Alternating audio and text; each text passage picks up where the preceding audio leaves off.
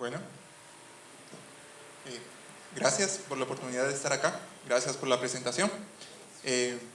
Como ya lo mencionaron, soy Ovidio García y vengo en representación de la Universidad del Valle de Guatemala.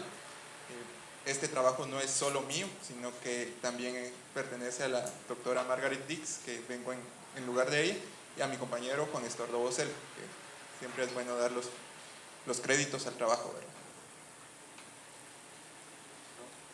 ¿Qué temas voy a tratar en esta charla? Voy a hablar sobre el estado del lago desde mayo del 2017 hasta abril del 2018 para hacer un año calendario de datos. Voy a hablar específicamente sobre la dinámica físico-química, sobre pigmentos fotosintéticos, fitoplancton y transparencia.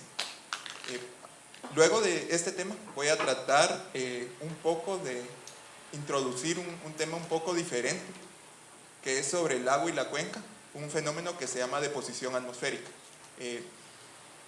A medida que vaya avanzando voy a ir desarrollando los temas y pues comencemos.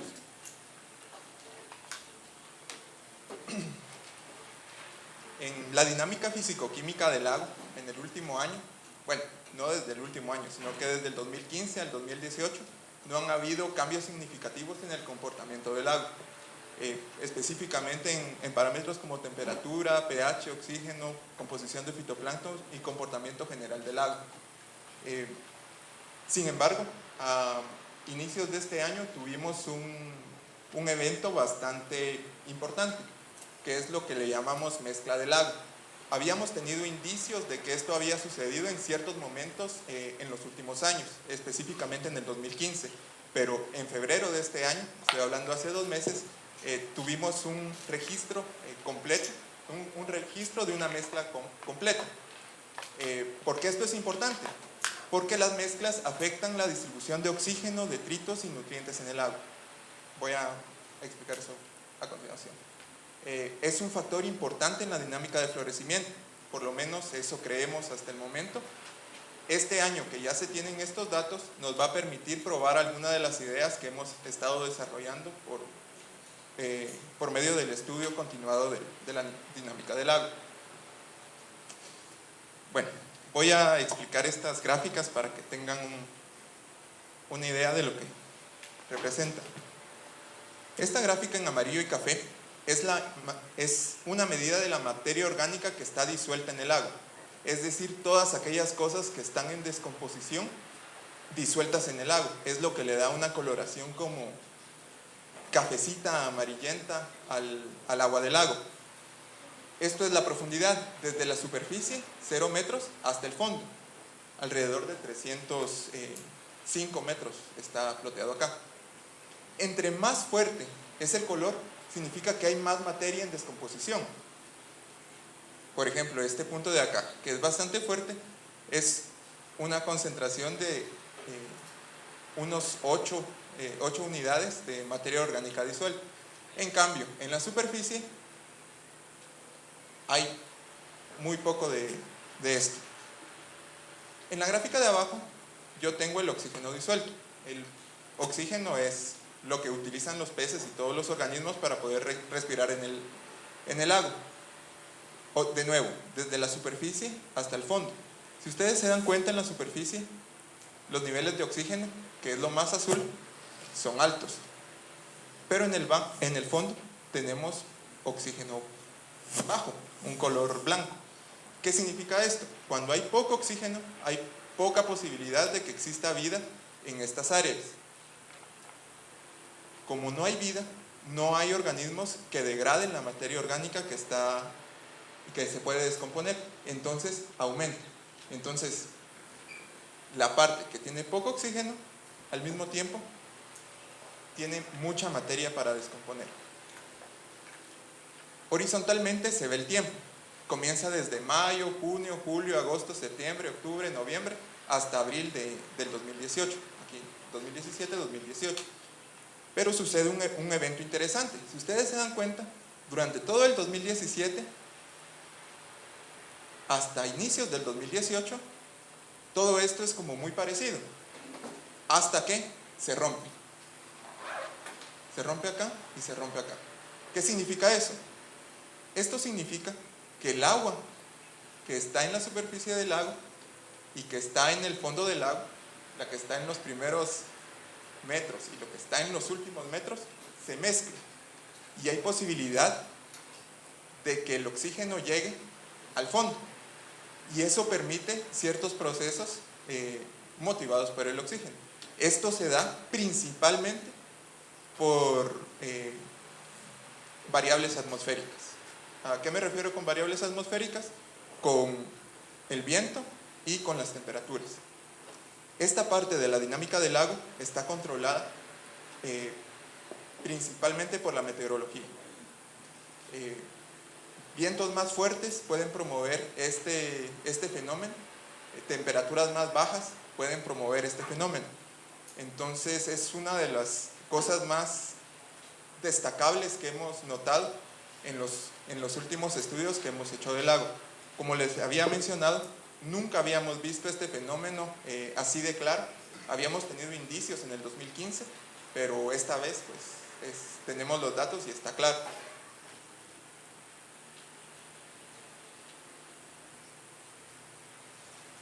Bueno, pigmentos fotosintéticos. Todo el fitoplancton tiene un pigmento verde que se llama clorofila. Medir la cantidad de clorofila que hay en el agua es una forma indirecta de determinar la cantidad de fitoplancton que hay en el agua. Aquí tengo dos organismos presentes en el fitoplancton que tienen clorofila, por eso son verdes.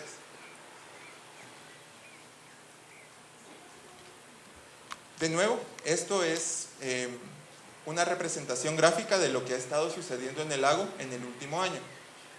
La profundidad de 0 a 100 metros y el tiempo desde mayo del 2017 hasta abril del 2018. Entre más verde es el color, mayor es la concentración de clorofila. Como les había dicho anteriormente, entre más clorofila hay, más organismos en el fitoplancton están presentes. Si se dan cuenta, el fitoplancton se suele acumular en la parte superior del lago. Esto es porque ahí existe luz y la luz es necesaria para realizar la fotosíntesis. Para interpretar un poco esta gráfica está esta línea de tiempo acá, que nos ayuda a visualizar cuál es la evolución del fitoplancton en el lago.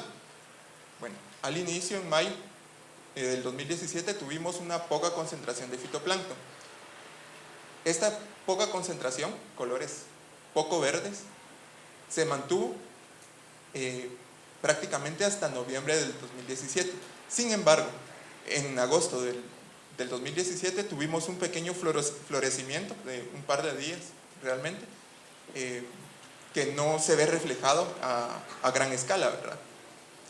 Una vez que comienzan los vientos, comienza a haber un aumento en las diatomeas. Las diatomeas son un cierto grupo de organismos que pertenecen al fitoplancton que compiten por nutrientes con las demás especies presentes. Esta condición se mantuvo y de hecho se mantiene hasta este momento. Todo esto que se ve aquí verde, que al final de cuentas son organismos, son en su mayoría diatomeas.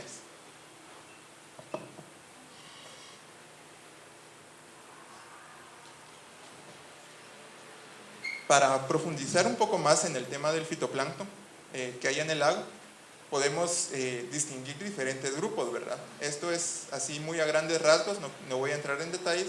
Hay cianobacterias, dinoflagellados, algas verdes, diatomeas, y cada una tiene requerimientos tanto de nutrientes como medioambientales para poder estar en el lago en condiciones de abundancia.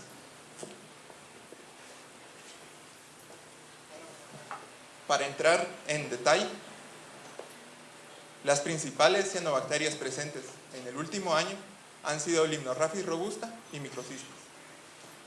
Actualmente los niveles de cianobacteria han sido bajos y en los últimos 12 meses no se han detectado niveles significativos de cianotoxinas.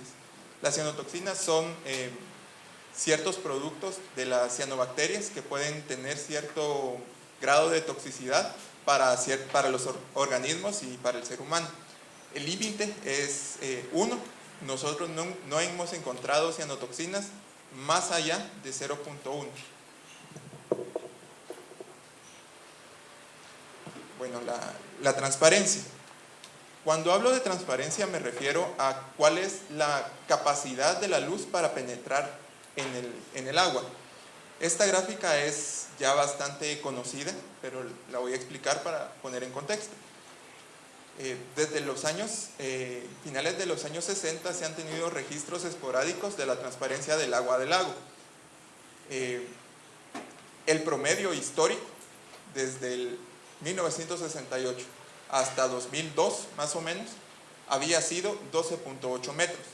Sin embargo, a partir del 2010 actualmente, el 2018, la transparencia ha caído hacia 7 metros. Estoy hablando de una diferencia de 5 o 6 metros que ya no puedo ver a lo profundo del lago. Para tener un poco más de detalle de esto, esta pequeña tabla. De 1968 a 1969, el mínimo de transparencia fue 5 y el máximo 19, pero el promedio fue 12.81. Del 2010 al 2018 el mínimo fue 2.9 y el máximo 19.5, pero el promedio es 6.64. En el último año estos valores son bastante parecidos, 2.9 y 14.7, y el promedio bastante cercano al del periodo del 2010-2018.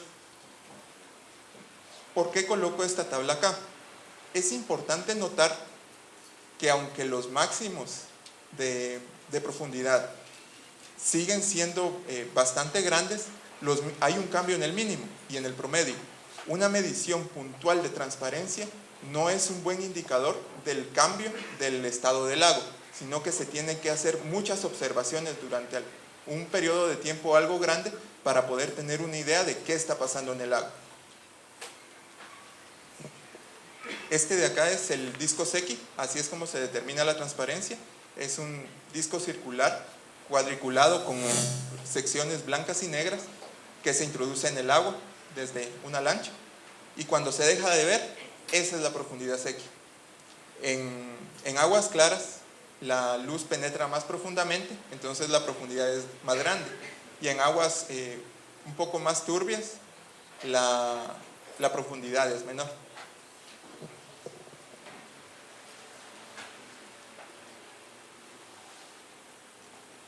Bueno, este tema es un poco más nuevo, más reciente. Yo sé que siempre que se habla del estado del lago, se habla de transparencia, se habla del fitoplancton, de la cianobacteria, pero hoy les voy a hablar el tema de la deposición atmosférica. ¿Por qué? El estado del lago Atitlán está ligado a todos los procesos que suceden en la cuenca. ¿Qué procesos? Pues el aumento de la población, el mal uso del suelo y de los fertilizantes, la mala disposición de desechos, afectan el estado del lago. Entonces aquí, ¿verdad?, hay basura que se quema, los ríos que van muy contaminados, la erosión, las aguas residuales, todo eso afecta el estado del lago. Y yo no puedo estudiar solo el lago sin considerar su cuenca. Una vez que yo comienzo a considerar su cuenca, comienzo a considerarlo, a ver el panorama del estado del lago más ampliamente.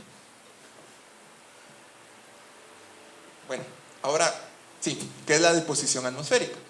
La deposición atmosférica son materiales que se incorporan al lago desde la atmósfera. Son la fuente más importante de fósforo en algunos lagos de África. ¿Por qué lo menciono? Porque los lagos de África tienen ciertas características similares a este lago, ¿verdad? El estudio que voy a presentar es el primer estudio de este tipo en Centroamérica. ¿Cómo funciona la deposición atmosférica? Pues existe una serie de procesos, usualmente de origen humano, como los gases de emisión, el smog, la quema, el uso de fertilizantes que crean gases. Esos gases se liberan a la atmósfera y en la atmósfera permanecen hasta que tienen la capacidad de precipitarse de alguna manera. Se distinguen dos tipos de deposición. Una es la húmeda, que es cuando llueve. Un ejemplo de eso es lo que se conoce como la lluvia ácida. Y la otra es la deposición seca, que es el polvo que cae en ciertos momentos del año. Aquí está la deposición seca por medio de partículas, la precipitación, ahí lleva la precipitación húmeda. la deposición húmeda, perdón.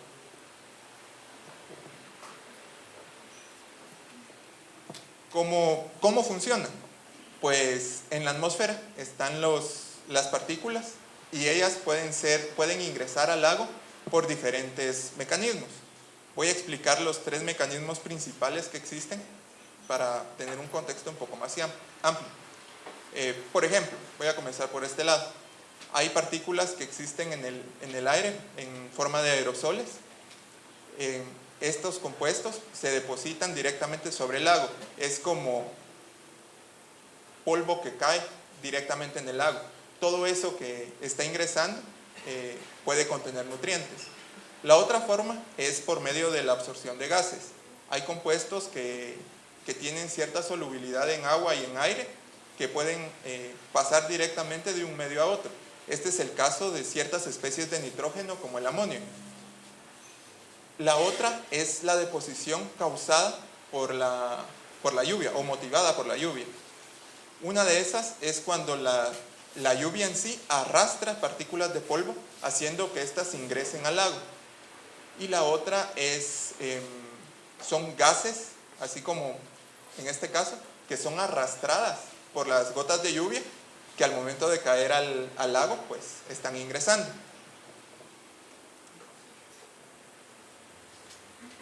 ¿Qué importancia tiene esto para entender la dinámica del lago? Pues la importancia principal que tiene es que son fuentes de nutrientes que no se han considerado, que no se han tomado en cuenta y que usualmente no se cuantifican aquí en la cuenca.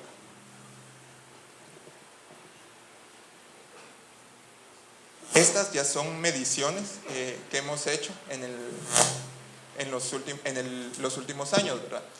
Esta es la entrada de fósforo por medio de deposición atmosférica comparada con la entrada de fósforo por medio de los ríos.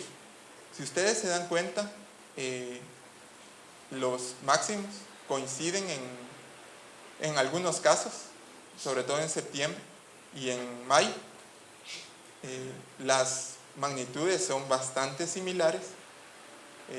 Estoy diciendo que al lago, por medio de deposición atmosférica, por polvo, podríamos decir casi que, está entrando alrededor de 2.500 kilogramos de fósforo al mes.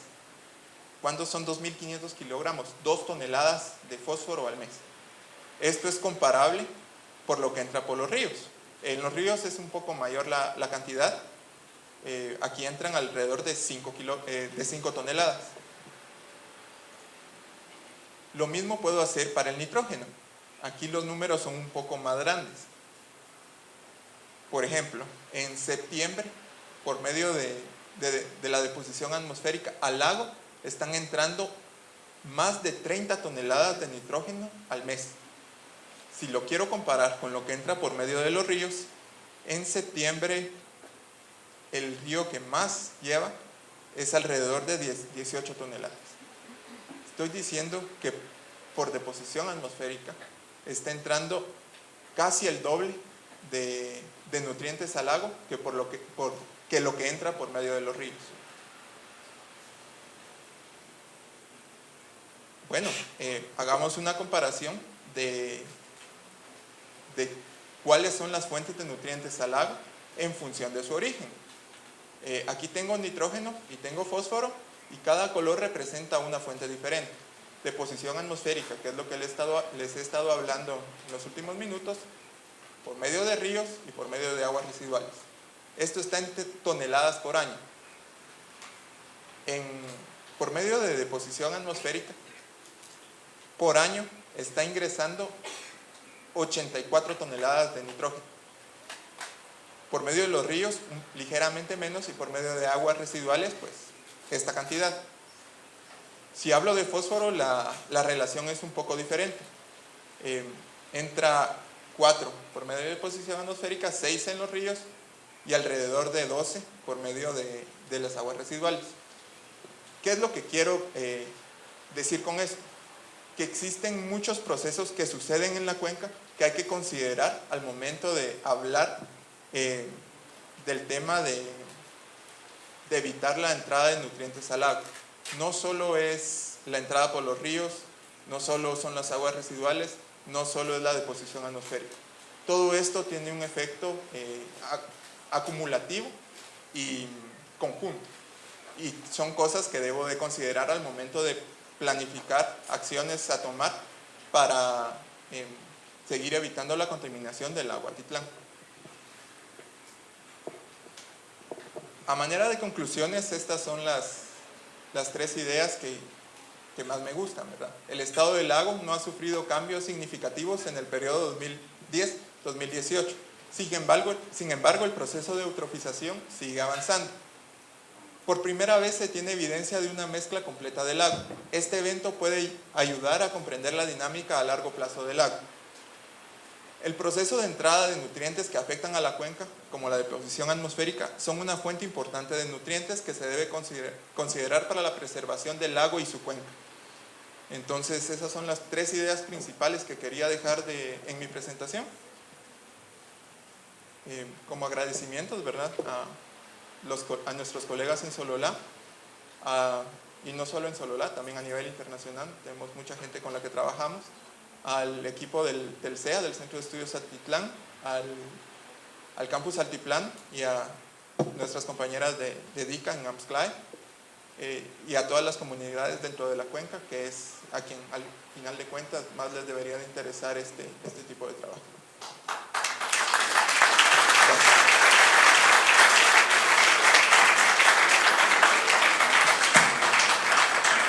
Muchísimas gracias, Ovidio. All questions and answers are at the end with a panel. At the end of all our lectures, we're going to have a full panel Q&A session, so we won't have questions between talks. Muchas gracias. Our next speaker is Dr. Eliska Rezhmenkova, University of California, Davis professor. We're very glad to have her again this year. She's done a lot of studies over many years here, and we look forward to her talk on macrophytes. Dr.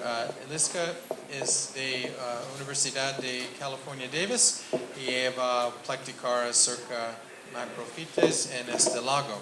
Bienvenidos, Dr. Eliska. Oh. And while she's setting up, we're trying to have a live stream with the TV channel that's here and be available on our Rotary eClub website. Since we're a digital club, a CBER club, we're trying to be live. And we can't because too many people in the room are on Wi-Fi. So if you're not using your Wi-Fi on your phone, could you please turn it off? There's both Wi-Fi systems are not working here because of volume. So unless you're on your Wi-Fi right now, if you don't need it, please just turn off that function on your phone or computer, and then we'll be able to access questions online from those who are watching live stream outside of this room. Thank you very much. Listo? Okay, thank you very much for introducing. Should I use this phone?